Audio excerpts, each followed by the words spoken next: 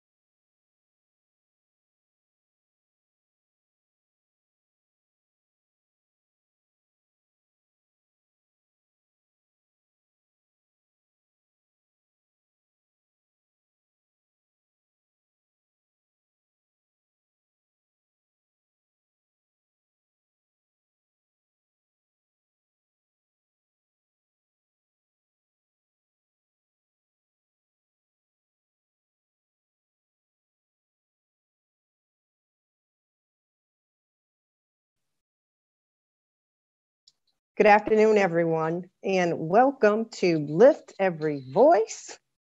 It's a workshop we're going to give today, and by workshop, we are going to put in some work. My name is Chastity Pratt, and I am the Education Bureau Chief at the Wall Street Journal. And I just want to again welcome you because we are really hoping that what we do today will leave you with some skill sets or improve the skill sets that you have when it comes to amplifying your voice through using the media. I'm a journalist, so I like to tell stories. I'm going to tell you a quick story. A couple of years ago, I was a student of Professor Cornell Brooks at the Harvard Kennedy School.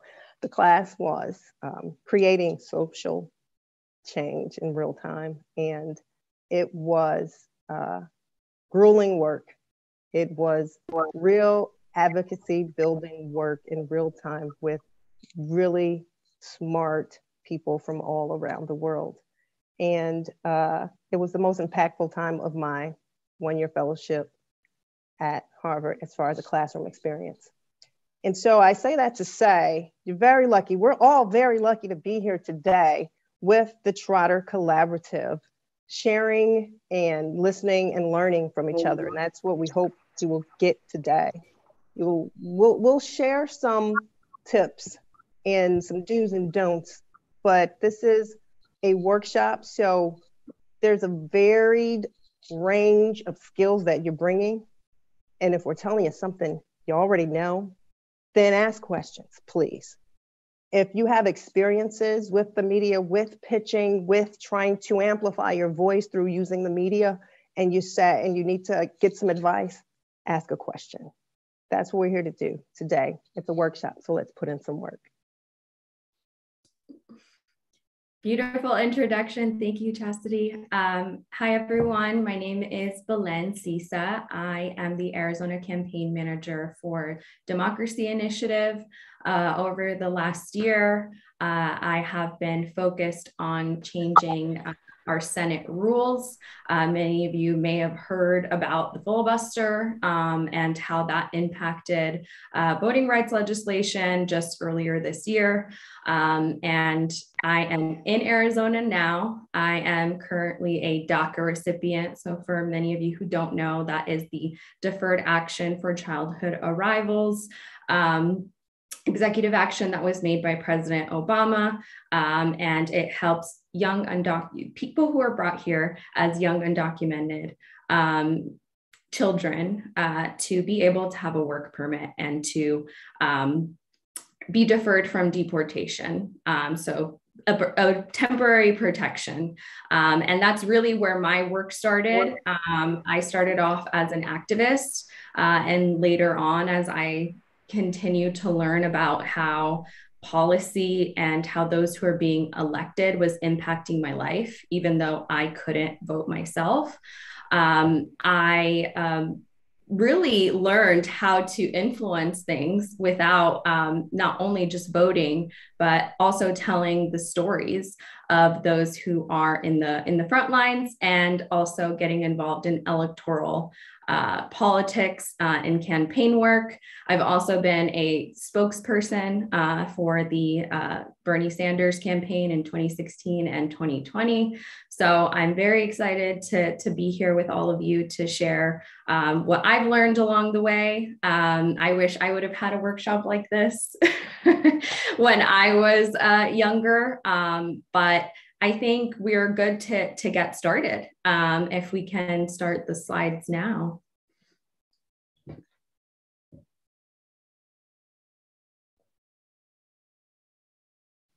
So Belen, before you get started, I just want to remind everyone of the order of operations here. We are going to each speak from our own experiences on ways that you can use media to amplify your movement. Belen is in your shoes, making it happen, making contacts with media every day, and she can talk about how she does that. And then I'm going to speak on, as a media representative, as a journalist, how do I respond to your pitches? How can you build relationships with people like me in order to amplify your movement? And then we're going to get into that homework that you all very studiously did before this session. We'll have breakout sessions wherein we want you to critique pitches and figure out how to pitch them to the media. We'll get to that later, but that's just the order of operations, the order of today's workshop. And so, Belen, let's talk about what it feels and looks like to be that advocate, trying to use the media. Yes. So my perspective as an advocate is really going to focus on how to land the story. It can be sometimes a very confusing process if you don't know exactly what reporters are looking for. So if we can start with the first slide, please. So why do we need the media? This is like Chastity said, a relationship that is built. And as time goes on, you will depend on each other. The media looks to activists to see what the movements on the ground are doing, how they are feeling and reacting to certain news that is taking place. And these were the top three reasons that first popped into my mind whenever I had this question posed to me. And I truly believe that as activists, we need the media because it gives us the power to change the narratives about issues that we care about, whether that is climate change, reparations, or voting rights. And it allows us to expose problems that are happening across our country and are affecting the communities that we come from. And it also allows us to connect with different audiences, to change their perspective or to inform them on what issues and problems are going on in their country. And really, the media is a tool, and it gives us an opportunity to use it to achieve our goals. If we can go to the next slide, I have some examples. So up in the right corner is an article from Politico that recently came out about a letter that LGBTQ plus leaders created in Arizona to push Senator Sinema. Then below it is an article that I pitched in the Arizona Republic when I was working specifically on the youth vote here during the midterms. And it focused all on young voters and how we were changing things in Arizona, even though we were being doubted. As you can see in the headline, it says, "But will it matter?" And what ended up happening is that we had the largest youth turnout. And so it did matter. And then on the right side, I found two articles that I came across. One of them is about the George Floyd protests that happened in 2020, asking, what happens now? There were activists who spoke in that story. I'm sure that there are activists who helped pitch that story.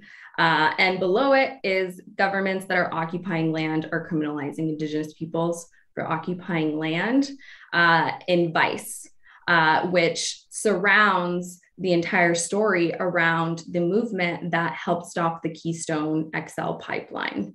So these are just a few examples of headlines that either I've pitched or I've come across, and they are great examples of what it looks like to pitch your own story and really to land it. Another example that is not on this slide is the civil rights movement of the 1950s and 1960s. There were atrocities happening in our country. There was, the southern states were oppressing their own people and not allowing them to vote. And what allowed the movement to gain momentum and to grow was the media putting a spotlight on the violence that those who were fighting for equal rights, for voting rights, were enduring in that time. Can we go to the next slide, please? So, some important terms to know as you're having these conversations with reporters, whether it's on the phone or through email. This is what I've come to find, is that these terms usually come most in handy when you're having a on the phone or in-person conversation. First off is on the record. This one is probably the easiest one to understand of the three. It means everything that is said in the conversation can be reported on and attributed to you. Off the record means that the conversation isn't made official or it's not an attributable statement. So it doesn't end up being used for publication. I have my personal philosophy of even if it's not on the record, assume it's on the record. And please assume it's on the record. It's always on the record. Yes, see, Chastity, exactly. She knows. So that is my personal philosophy. You're welcome to follow your own, but that is just what I use to keep things on message and to have some control over what the story is. And lastly, on background, this one is the one that's a little bit tricky because sometimes it can mean different things to different people. But the most common is that the source shares information to a journalist and they're free to use that information. But there is one caveat. The journalist shouldn't attribute it to a specific person or use their name. So usually this one comes in handy whenever, let's say I send an email to Chastity and I say, hi, I am working on this story. I'm thinking of exclusively giving it to you. And I would love to talk a little bit more about it on the phone and give you background. So that can happen on the phone. You can send background through email if you put a memo together of background on the story that you're pitching. But the most important part of these terms is you have to agree upon them before the conversation officially starts. Because usually, and Chastity can speak on this, but always assume it's on the record and it can be used. So anything said is fair game. If I could chime in there real quickly, Belen, that's a really important part, because what if Belen calls me and says there's going to be this huge bill around immigration where we've been helping to write this bill. It's going to be put before the committee tomorrow. And just give me all this talk, and then says at the end of the conversation that was off the record, I'm going to be livid. I'm going to be livid. We have to agree before this sharing of the information. Otherwise, there's going to be a fraying of that relationship, right? Exactly.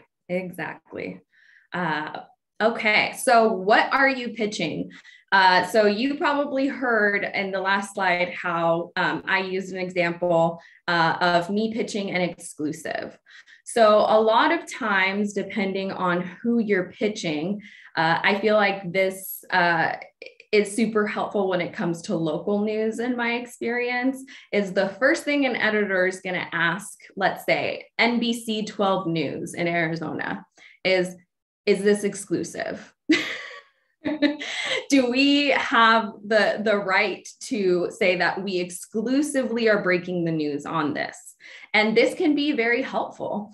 It'll give a journalist or an outlet the opportunity to report on it first, which will make it more attractive, because then they won't be competing with the New York Times or maybe the Wall Street Journal, and they will help break the news. And I think usually I've had most success whenever I've pitched an exclusive story. That's because it's our favorite word. Yes. Yes. So that's what I've come to learn through my experience, is that they love exclusive. Reporters do, producers do, editors do.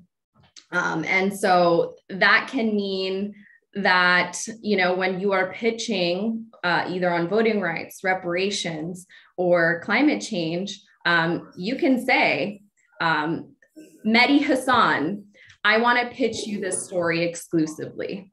And I bet you that you'll probably get a response because it's exclusive. The other type of way that you can pitch is under embargo. So I put an example of an embargoed press advisory that I sent last year. So usually this is done with press releases. The information can't be published or shared before a certain specified date. So as you can see in my example on the top, I put embargoed until Tuesday, 6/22 at 10 a.m. Pacific time. So that means that if I send this to 5 reporters, they can't publish until that time on that day. If you could go Belen, could you explain the embargo a little bit more? What happens or what risk does a journalist take if they violate your embargo? Well, that can mean that it could sever your relationship, because at the end of the day, it's based on trust. So usually, depending on what it is that I am sending under embargo, if it's something that's very sensitive, usually what I do is I get an agreement, a verbal agreement from the reporter. So I'll say, I have this information. I won't give too much, right? And I'll say, we are going to be sending this under embargo. Do you agree to hold this until the time? And when they say yes, then I'll say, okay, and I'll send it to them. But it has happened to me before, whether we're talking about, the on the record or off the record dilemma, or, giving sensitive information under embargo. I've had relationships that have been severed because of this, because it can really, if you have a plan of how you want to launch something, it can really mess things up. And other reporters will also be angry because they'll say, well, how come this person was able to break the news when we all agreed to an embargo?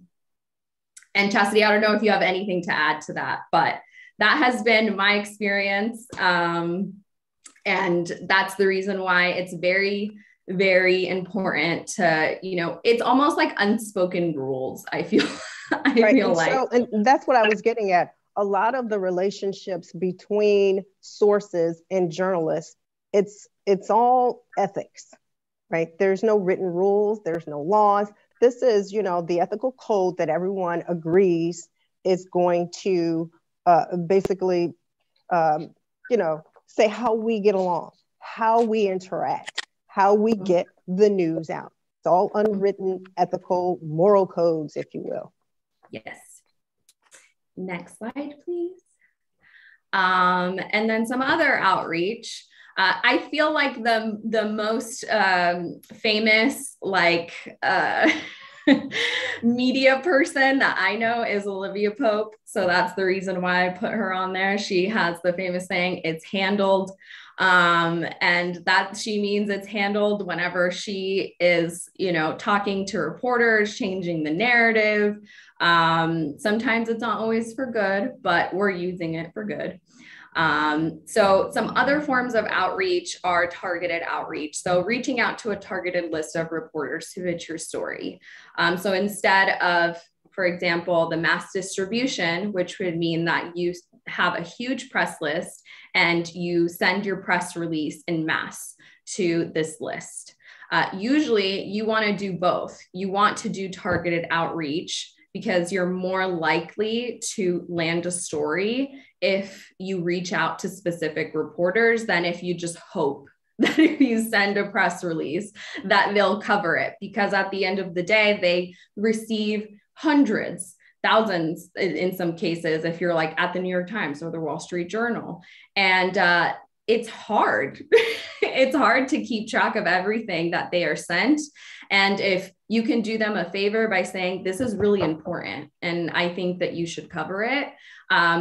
One, that will help your relationship with them, but also it'll help you by getting a good story landed. Because if you just send it, sometimes you don't know, well, how will it be interpreted? How will it be covered?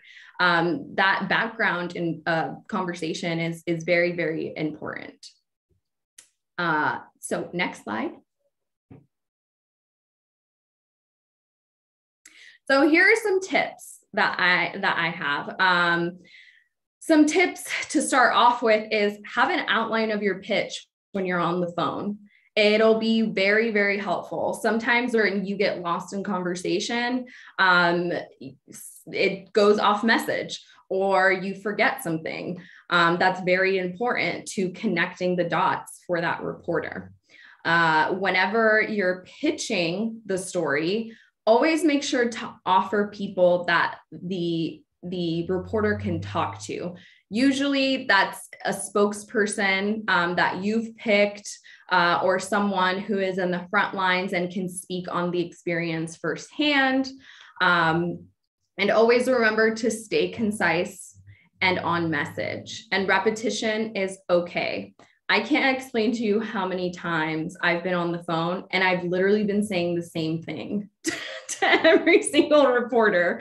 Obviously, the stories varied, but repetition is okay. At the end of the day, you want to drive it home, right? What's important and what you think should be in the story. The other thing that I think has been incredibly helpful, specifically in the last 10 years, is social media. Sometimes you may not have luck reaching a reporter through phone, through email. Maybe you don't even have a relationship. You don't even know, right, who you could pitch this story to.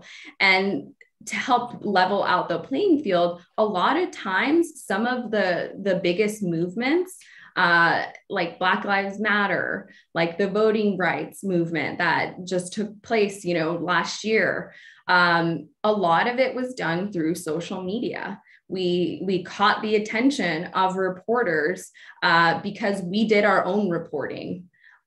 So that means that, maybe you're taking video and you're posting it and you're saying, right now there's a march happening in Washington, D.C. for climate change. And this is why it matters. You could even send those tweets directly, DM them to a reporter. I can't even explain to you how many times I have created footage myself and I've been reached out to by press saying, hey, can we use this? So sometimes just because reporters don't show up doesn't mean that you can't get the story covered. The last two I will leave you with is keep a targeted press list with notes on when reporters' morning editorial meeting is. Because if you pitch something way too late in the day, they've moved on. they have their own story that they have been assigned. And even if they wanted to, they just don't have the capacity. So it's important timing of, when you send out a press release. I like to send it out a couple of days in advance, the day before, the day of. That way I can make sure that it gets through all the people that it needs to get to make sure it's covered.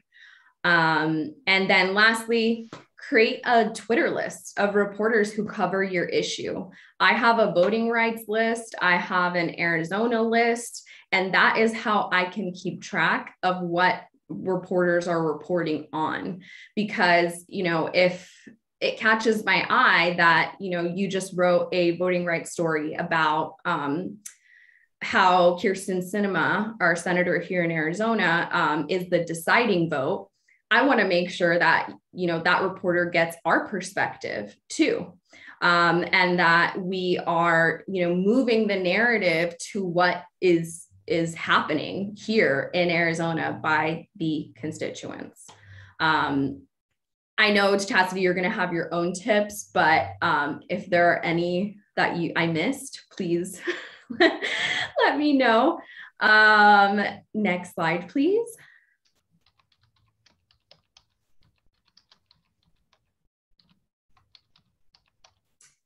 And that's it. If there are any questions, I don't know if we can hold off. Chastity, you can go ahead and we can do all the questions. Yeah, that's what we're going to do. We're going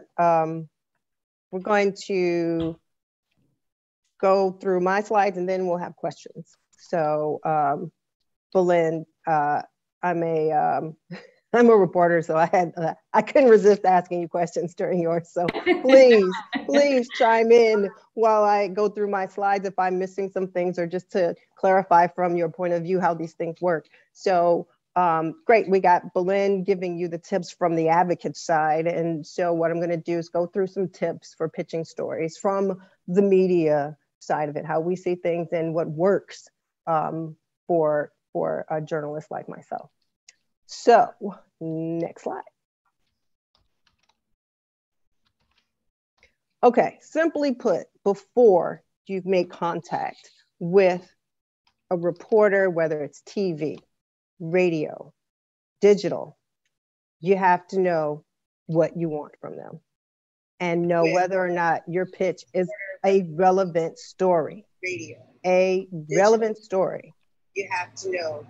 That requires that you have some savvy when it comes to knowing what a story is.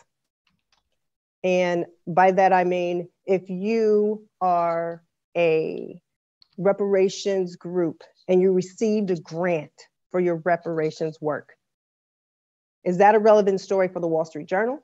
Is that a relevant story for the Emancipator? Is that a relevant story for your local NPR station? You have to know what's your story and who is going to pick it up.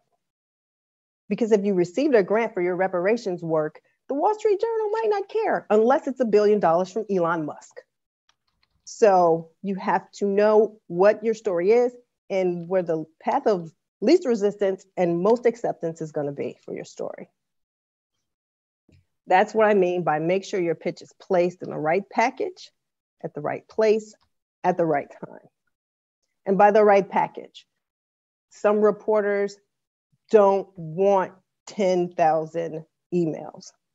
Just one email, quick, to the point, not a 10-page explainer on your mission, your history. Make sure your pitch is in the right package for the outlet that you're pitching it to. And like Belen said, at the right time. We have morning meetings, afternoon meetings, and late afternoon meetings determining when our stories are going to, which stories are going to be in the paper, today, tomorrow, etc. So if you're pitching me a story at 5 o'clock and I'm on deadline, I might not even see the email because I'm editing stories.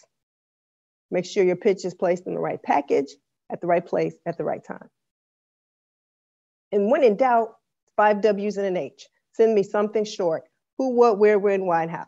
And we see those types of media releases or pitches that just literally say who, what, where, when, why, how. You know, your president of your organization is going to be speaking to the state legislature today to, to testify in favor of a bill. Who, what, where, when, why, how. Bam. Thank you very much. When in doubt, just go for 5 W's and an H. Keep it simple in your pitch. And by this, I mean your emailed pitch. And maybe even your telephone pitch. Keep it simple. And as Belen said, repetition is fine when you're in a conversation. You know, drill home your message to the media outlet, but keep it simple and sweet. Next slide. Okay, the do's and the don'ts for me. Do understand what the outlet does and does not do. Understand what I will pick up and what I won't. I typically get on any given day at least 20 to 30 pitches. I don't open most of them because I can tell from the subject line they don't know what I do. I'm the education editor at the Wall Street Journal. On the news side, I'm not going to open a pitch about school uniforms. We have a section for that. I'm not going to open a pitch about your company that is selling ed tech. We have a tech team. So you need to understand what the outlet, what the reporter does and what they don't do before you make the pitch, or you're wasting your time. I'm not going to open it. Pitch a worthwhile story. That goes back to news judgment. And target the right person in the media organization. What I typically tell people is go for the bottom 2 rung people, the people who are closest to the stories.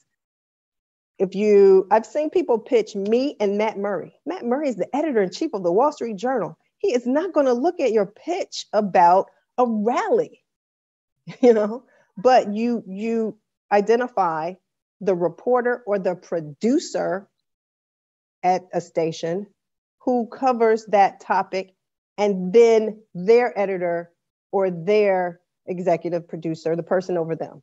That's what I typically tell people. Go for the bottom 2 rung journalists who are going to touch the story, who are going to write the story and edit the story. They're going to be the ones most likely to open your emailed pitch, to answer your tweeted pitch, to discuss it when you call on the phone. If you go higher than that on the ladder, unless you just have the best story in the world, the person is going to hand you off to one of those people anyway. Do you find that to be true, Belen? Yes, I've learned this the hard way. I've learned this the hard way. And I think, I want to emphasize the relationship building as part of this is you don't want to annoy them. And that doing the don'ts will probably annoy them. And then they'll be like, I'm not going to bother with this person because they're just being annoying. So send valuable information, like stay in the inbox, but like not too much. Exactly. Right. I'll tell you, and again, be brief, form relationships, but understand, even if Belen and I talk all the time about stories and she's pitching me, and 9 times out of 10, I'm going to not do 7 of those 10. But just because we talk all the time, I have your cell phone number, we are, I'm accepting your stories and they're getting in my media outlet. We are not friends. I do not care about your advocacy work. I do not care if you get reparations. I do not care if you help climate change. I do not care. I care about getting the news out. So by relationships, we mean working relationships. And And that's me as a news side journalist. I don't do opinions. I just do straight news. And as such, there's a wall between myself and my sources. We are not friends. I do not care about your advocacy, but I do want a good story. Mm-hmm. And also that can blur lines as well, I would like to add, because if you get too comfortable, I've seen folks who, go out to drinks with reporters and then they drink too much and then they say things that maybe they wouldn't have said if they kept it a little more professional. Right. And that could ruin your relationship. That could mean now we can't talk anymore because, you stepped over the line. Right. So really quickly, we want to get to the questions, but the don'ts. Don't cold call me first. I don't know you. I'm not picking up my phone. It says unknown caller, not picking up the phone. Don't send long news releases. Don't be boring, but don't be hyperbolic in order to get my attention. I will say yesterday, or maybe the day before, the subject line on a cold email from a source I didn't know who was pitching me a story, she knew what I was writing about. She knew what my reporters, were writing about. And she made a subject line that made me open her email. And it said, SEL and school stimulus, CRT and school stimulus spending.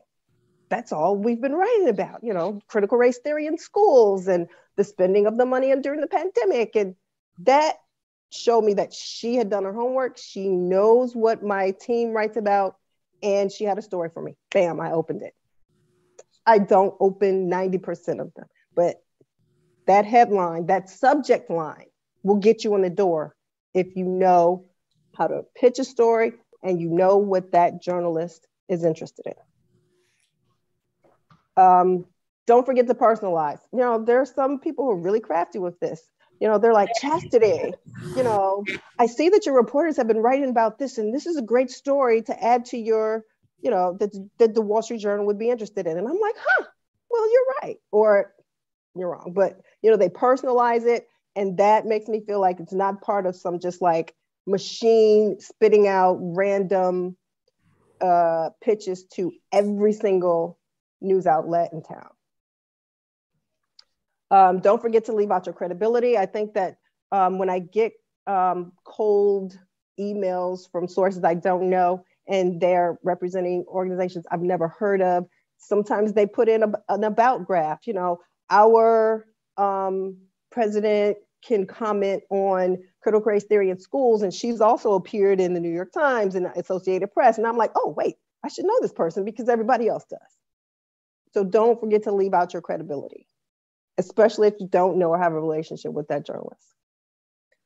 Don't come off as a creepy telemarketer. Don't constantly call me, constantly email me. Do not try and pitch me on your company. Pitch me a story. Next slide.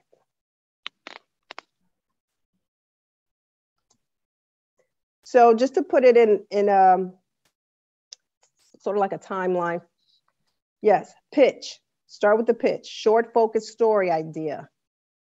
And it has to pass the who cares test. If you're pitching me a story saying that we're having a rally on Saturday, the first thing I'm going to say as a journalist is who cares?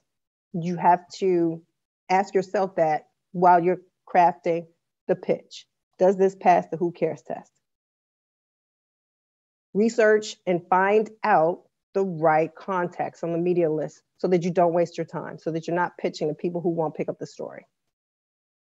And tailor the pitch if time permits for specific journalists and outlets. Know who's going to pick it up and tailor it directly to their needs. Use that word exclusive, like Belen said, it'll get you far. Follow up. It's fine to follow up with an email or a tweet, but be honest, be brief, and be patient, because I'm going to determine what the story is, not you. If you pitch me a story, I'm going to say, yeah, but I'm more interested in this angle. And that's not a bad thing. Sometimes it can be, but when you're forming your relationship with that journalist, you'll understand You'll get to know each other's needs, wants, and how each other work. And in that relationship building process, be personable. In high contact situations, yes, you do. If you have a local journalist who covers climate and you are all about climate change, you need to know that person. Meet that person for coffee or Zoom and give them story ideas. Get in their contacts list. Get in their cell phone. High contact situations call for these types of relationships.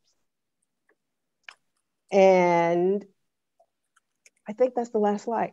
I want to leave some time. We don't have very much time, 5 or 6 minutes, but if you have some questions about what we've said, or if you want to give us an example of a failed pitch and ask what you could have done differently, or get advice on a pitch, we are open to questions.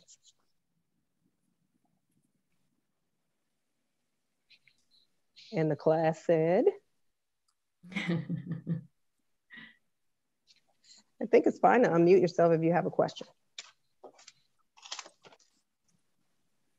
This is Danya. I have a super quick question for the reporters. Since reparations is a hot topic, how do we make that not pass the so what tax? I mean, what makes that important for you all to pick up again? Again, it depends on which outlet you want to pick up one of the stories that you want told around reparations.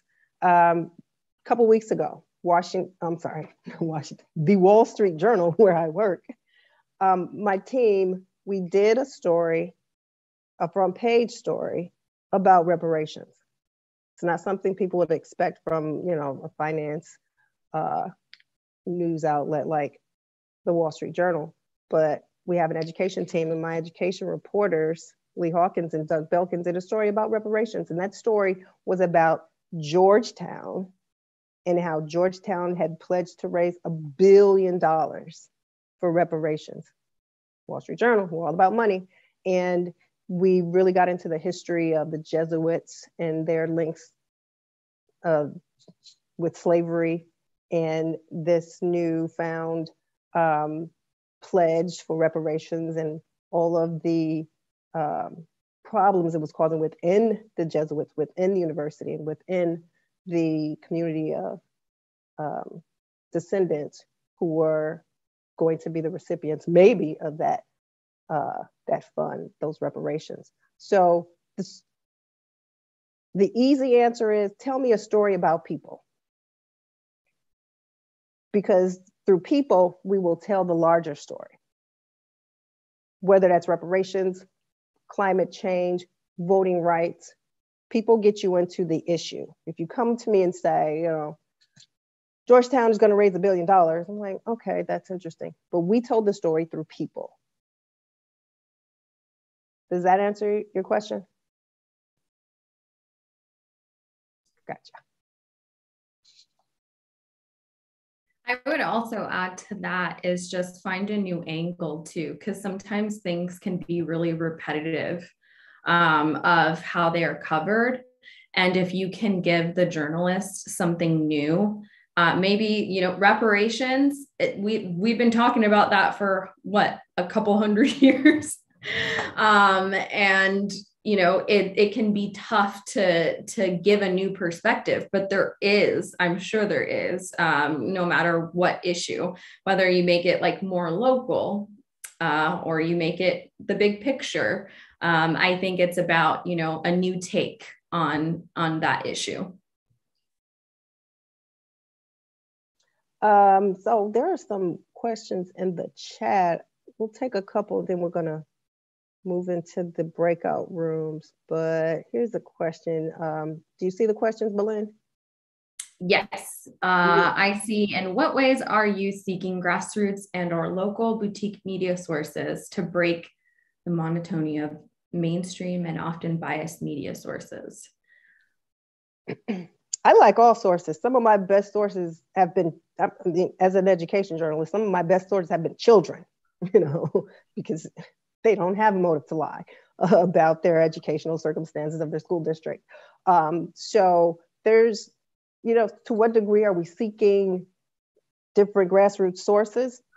I say no to no sources, and all people who have information are sources. And so I'm not seeking to be sourced up with the superintendent or the, you know, an immigration czar for the government any less than I am interested in knowing the people on the ground, because the people on the ground are closest to what's really going on. So, and here's the thing, sources are the key to everything that we do. If you are in the grassroots advocating for your cause, you need to have people in the media who you have strong relationships with.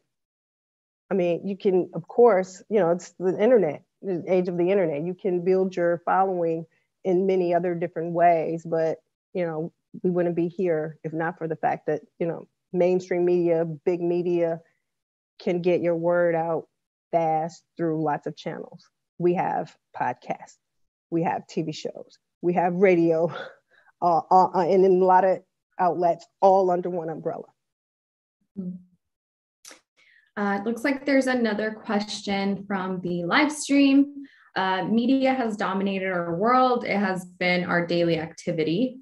How can one certain person make use of media diligently? I think my perspective on this is time is precious. And if an outlet gives you time to be able to speak to their audience, that is making use of being able to speak to their audience and to spread your message. Or a lot of times I see local radio stations being used to promote, you know, marches, events, protests. Sometimes, you know, we get caught up in like the bigger national outlets, but local media can actually be very effective. And usually people trust local media more than they trust national media. For example, like in Arizona, it's the Arizona Republic. We have our local NPR station. And that locally is really where I feel like stories start, and then they start to just get echoed. Right. So in the past, that's how I've used the media. You can get opportunities to defend your viewpoint. You can get an opportunity to tell your truth. And that is a way that we can use it. So I'm going to say this, and then we're going to put everyone into the breakout rooms. You know, William Monroe Trotter in 1901 founded the Boston Guardian. And one of the quotes that's always attributed to him as being a radical Black journalist at the time is that what he wanted to do was put a mirror up to nature. And strict news journalists, that's what we're doing. We seek to put a mirror up to nature, the nation. And in doing so, we understand that that includes everything, people from top to bottom in all walks of life and all different categories of concerns. And if you figure I'm just a regular Joe, how can I break in and get my stories or get the attention of media? It starts with saying, hey, Chastity, I have a story for you. And you know what? If you don't like my story, I have this expertise. I am very active in this space, and I can be a source for you. You need someone that you can call when there's something going on in climate change and voting rights. Call me. Put my name in your source list. That's where it starts. You might pitch a story that I don't like or want, but if you offer your services as a voice or eyes and ears on this issue, then that's how you get your foot in the door. Mm-hmm. All righty, let's do some work. We got homework, right? We're going to put you in breakout rooms. You choose your breakout room according to your interests, voting rights, climate change, or what was the other one I'm leaving out? Reparations, right? And we gave you the homework. We want you to go in your room, critique the pitch that we gave you, say how it could be changed to be more effective, and then figure out which media you would pitch it to and how'd you do that. And then you'll report back out after the breakout room. Are we ready? Are we ready? Yes, we are. So the rooms are up. Pick which room you're going to. Yeah, and Devin said in the chat if you need any help making it into a breakout room to let him know. Yeah, there's a lot of people who haven't joined or haven't been assigned one. So if you need one, go into the chat, and then Devin and Samantha will figure out which room you should go to.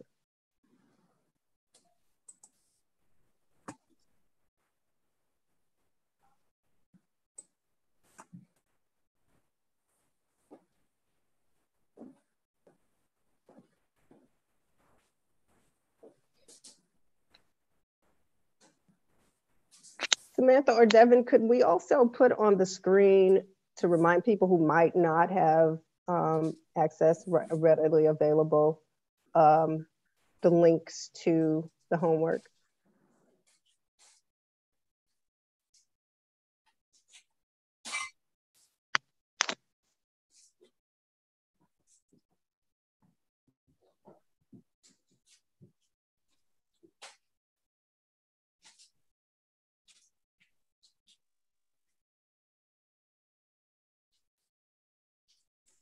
Samantha said yes. 1 second.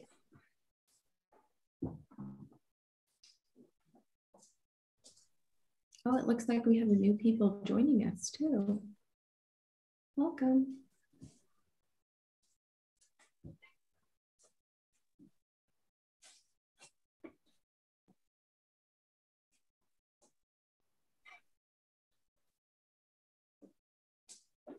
If you've not yet joined or been assigned to a breakout room, the breakout rooms are by interest area: reparations, voting rights, climate change. And we're going to momentarily post the materials that you should review in your breakout room if you don't have ready access to them. We had shared them a couple weeks ago, but we're gonna reshare.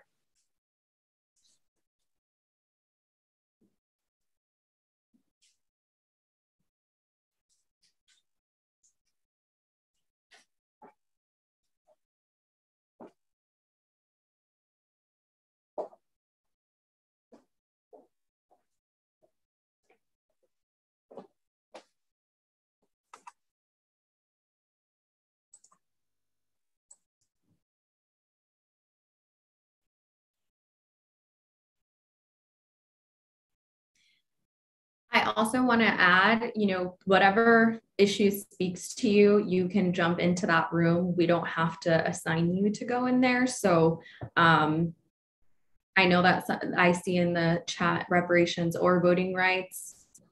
You can pick.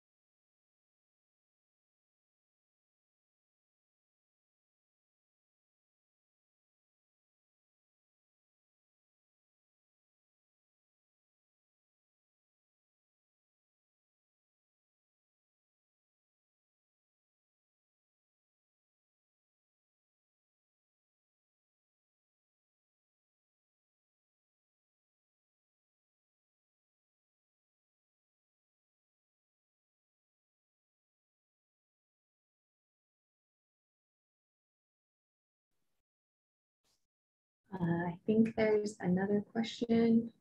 How do people demonstrate credibility with media?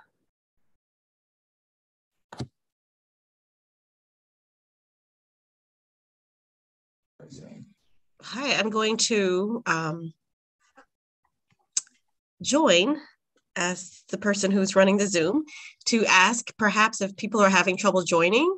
Maybe you can unmute and tell me which room you'd like to go to, and I'm happy to place you there. Say your name and where you want to go.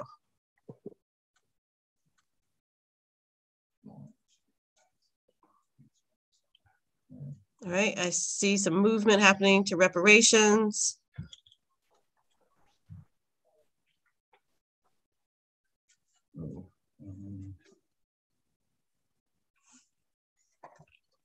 Or I can place you in rooms.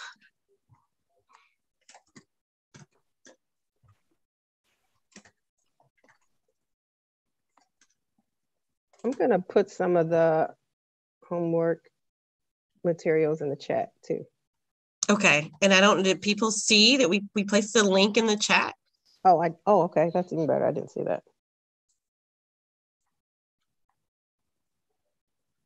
Oh, yep, it's there. Wonderful. So the homework is the homework link, it can't open. It just downloads it immediately. Oh, it downloads? Yeah. So it, Yeah.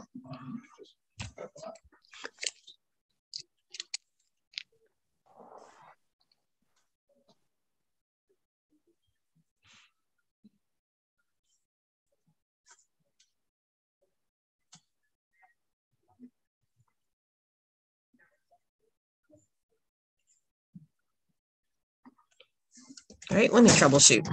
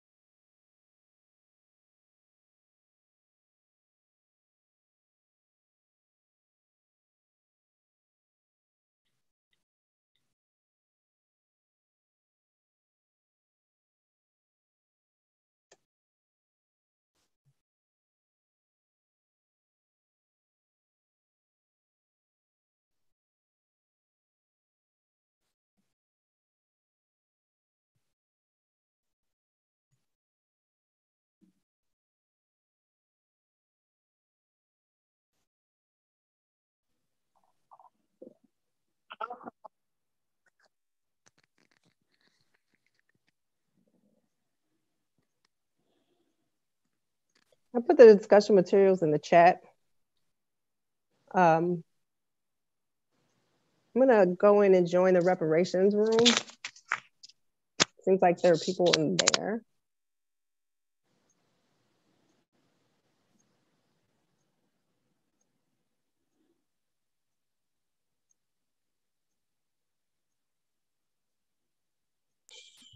Okay, Chastity, sounds good. I will place you in there. And unless, oh, she's going on her own. I guess she went on her own. So everybody else who is left, just let me know where you'd like to go. And if you can self-select, please do so. Otherwise, let me know. And I'll move you.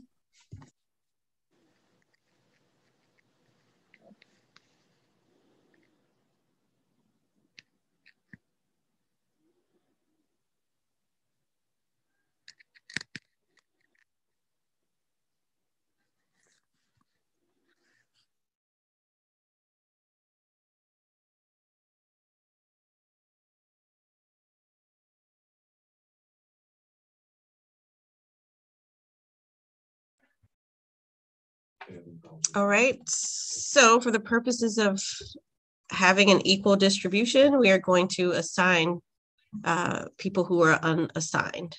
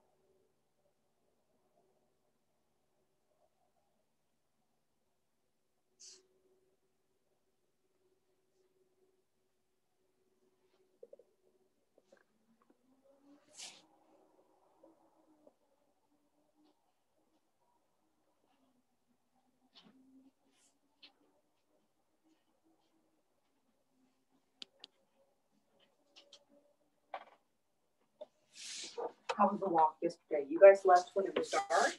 We left before it was dark. But of course, it was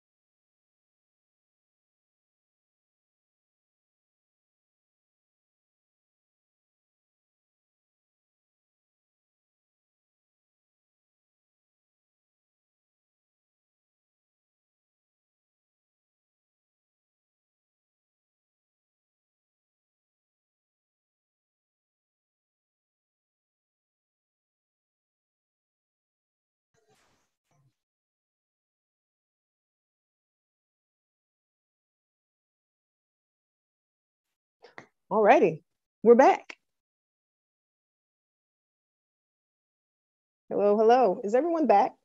Belen, hello. I'm here. Great. I don't know if everyone is back, but I am. Wonderful. So I was in the breakout room for people who are interested in advocacy around reparations, and we were, answering questions and talking. What I've learned, what I shared is that, you guys are in a workshop at Harvard, and that means there's readings, there's homework, there's work, and it's very heady work, and it's very academic in some ways. And so even if you didn't have the opportunity to do the homework or access all of the discussion materials, we've put them in the chat if they're going to be helpful to you in the future. But as I was telling the reparations group, I think what you need to take from this, and this is for the next 8 minutes or so that we can talk, is that even if you weren't able to do that demanding Harvard homework, having access to Belen is a takeaway from this workshop, if nothing else. She does the work that you are seeking to do in the advocacy space. She gets stories in local and regional and national media outlets. If that homework wasn't a takeaway, Belen should be your takeaway. Also, I'm at the second largest media outlet in the country. And before that, I was at the Detroit Free Press. I've worked with public radio, public television. I've worked with an online news outfit where the whole staff could fit in this room, 6 people. And so I say that to say, your takeaway should and can be access to people like Belen who do what you want to do, and myself who, put out the information that you want out there. With that being said, we have, few minutes left. Questions, concerns, advice that you need, examples of issues that you have that you need help sorting out. Questions, concerns. You can unmute yourself if you have a question.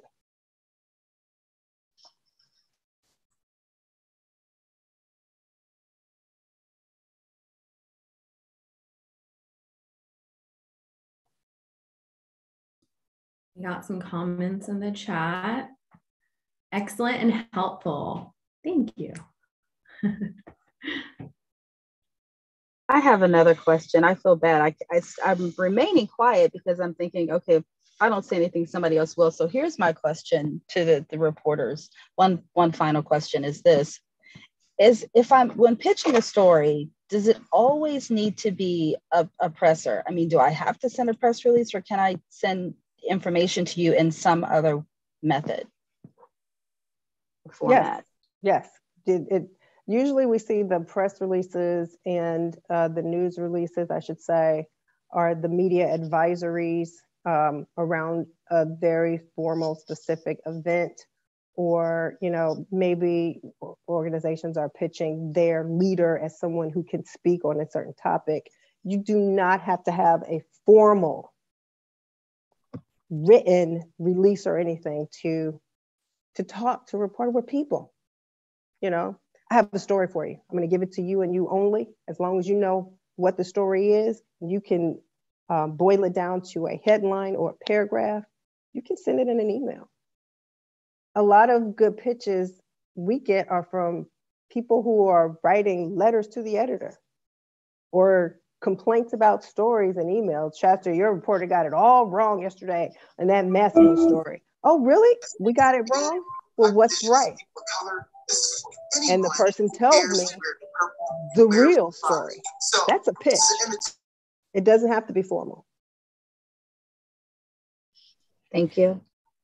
The only reason why I usually send them is because you want it amplified. So if you can send it to more, you know, reporters to be aware of it. But I think it depends, like Chastity said, on what it is that you're pitching. If you're trying to pitch, let's say your executive director or someone who knows a lot about a certain issue, that wouldn't need really a press release. Usually what I do is I send an email and I say media availability. I have this person, they can speak on this. If you're interested, contact me. And that way it's short and to the point.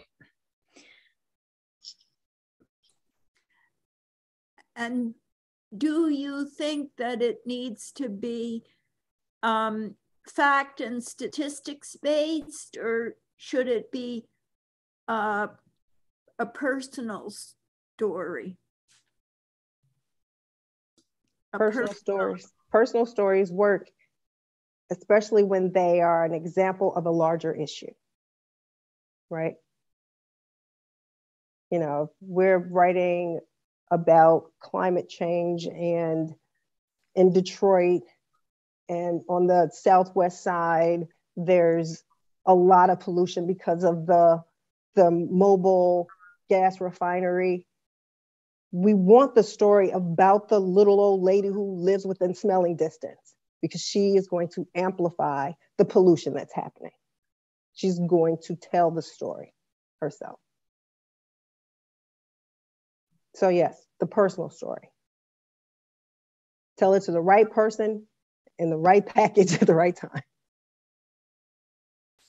We are bumping up against time. You've got a lot of wonderful workshopping ahead of you.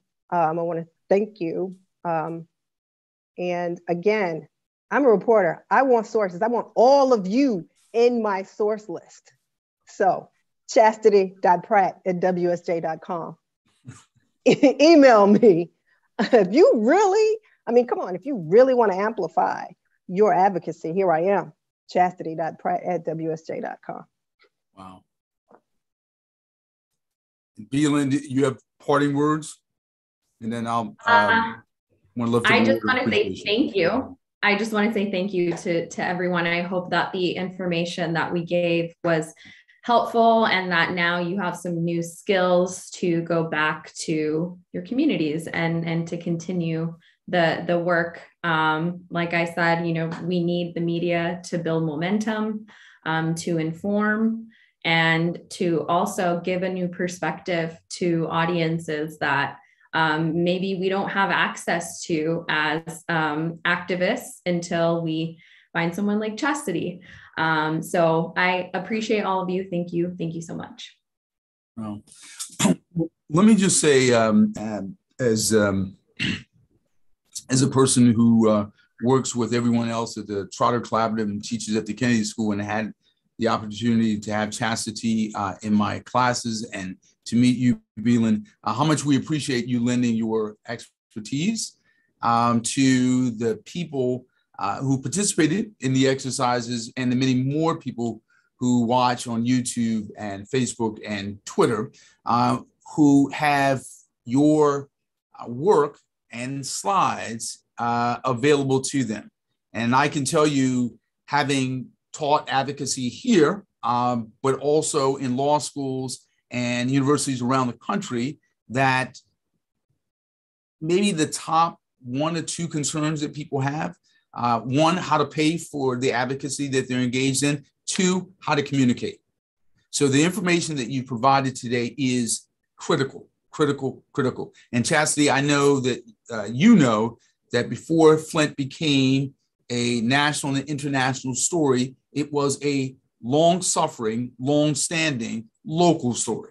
So your work today, presentation today, is literally in the lineage and legacy of William Monroe Trotter. And as Chastity lifted up, going back to 1901, when he founded The Guardian, there was, I'm not entirely sure if Reuters or AP covered everything he did in the way that he would have liked, but he used his platform.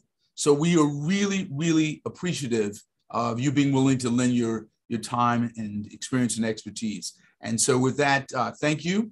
And we are going to welcome everyone to join the next panel, I should say next workshop, if you will, which goes to funding the unpopular to defeat the unjust. That is to say, funding the unpopular to defeat the unjust, which will be led by Mariko Silver, who heads the Henry Luce Foundation, and Samantha Tweedy, who leads the Black Economic Alliance Foundation. So you can watch these watch and participate on this platform, watch on Facebook, Twitter, and YouTube.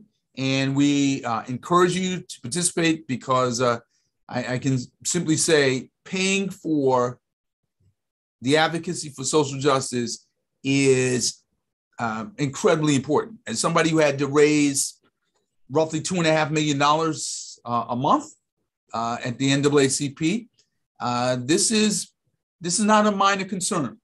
And so I would encourage, as my colleagues have lifted up here, pay attention to the homework, pay attention to the slides, take notes, review the presentations in depth, in detail.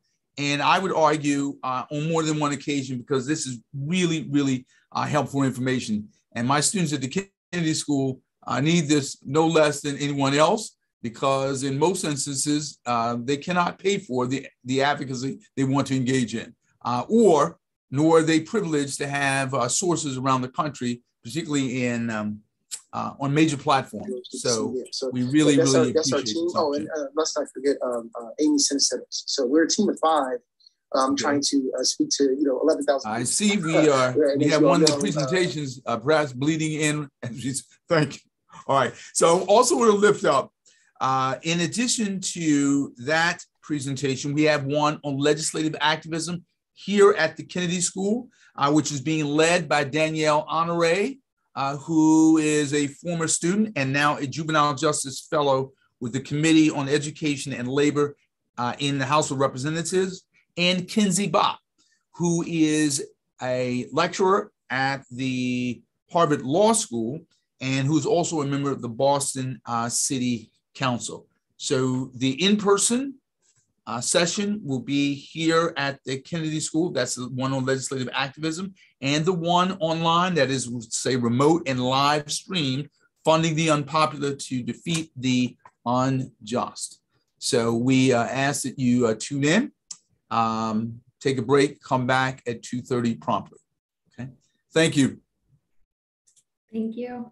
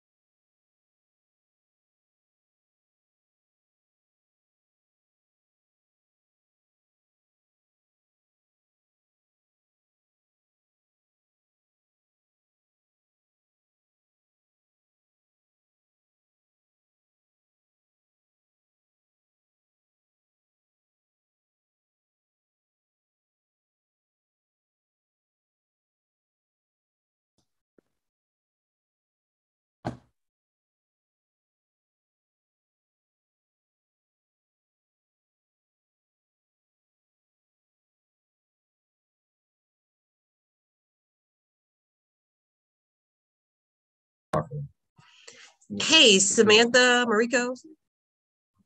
Yes, hi. How are you? Good. Good to meet you. Finally, this is Samantha. You can't see me. Do you have your cameras on? So I want to touch base really quickly. I know you're still in the main room, but we moved everybody else to the way home. Right, but I can't see them, but it's fine. Oh, or maybe if we remove spotlight on Professor. Okay, so we have the slides and we can do breakout by